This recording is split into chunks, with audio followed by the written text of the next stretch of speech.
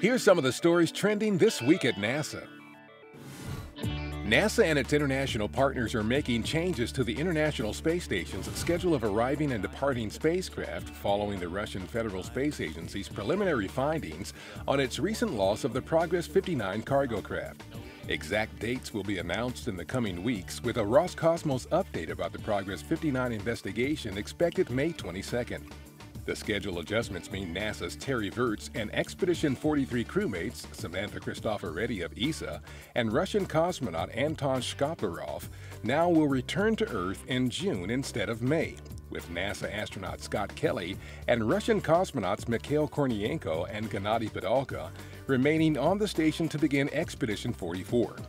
NASA's Kjell Lindgren, who is conducting pre-flight training in Russia with the other members of Expedition 44, now will launch to the station in July.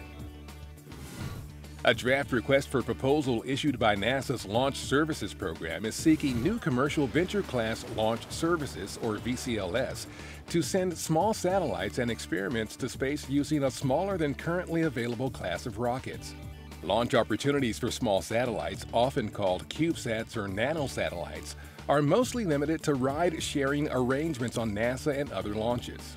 NASA anticipates a growing need for dedicated launch capability for these smaller payloads, which could be used on future missions for such things as improved weather prediction, broader internet coverage, and Earth observation. This closest yet view of Ceres, captured by NASA's Dawn spacecraft on May 3rd and 4th, is helping scientists better resolve the mysterious bright spots on the dwarf planet.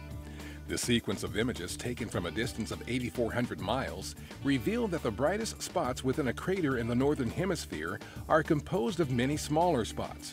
The exact nature of the spots remain unknown, but scientists estimate the spots are caused by the reflection of sunlight by highly reflective material on the surface, possibly ice.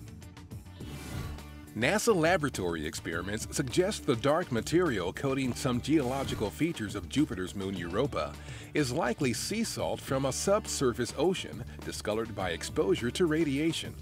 The presence of sea salts on Europa's surface would imply the ocean interacts with its rocky seafloor, an important consideration for establishing whether the icy moon could support life. A new NASA Jet Propulsion Laboratory-led study finds the last remaining section of Antarctica's Larsen B ice shelf, which partially collapsed in 2002, is quickly weakening and likely to disintegrate completely before the end of the decade. Scientists found the shelf's remnant, which is about 625 square miles and at least 10,000 years old, is flowing faster, becoming increasingly fragmented, and developing large cracks. Ice shelves are the gatekeepers for glaciers flowing from Antarctica toward the ocean. Without them, glacial ice enters the ocean faster and accelerates the pace of global sea level rise. A major hurricane has not made landfall in the United States in a record 9 years. That's a rarity, a new NASA study says, likely only happens once every 177 years. The study didn't delve into the possible meteorological causes of this hurricane drought, but researchers did say it could be just happenstance. And that's what's up this week at NASA. For more on these and other stories, follow us on social media and visit www.nasa.gov/twan.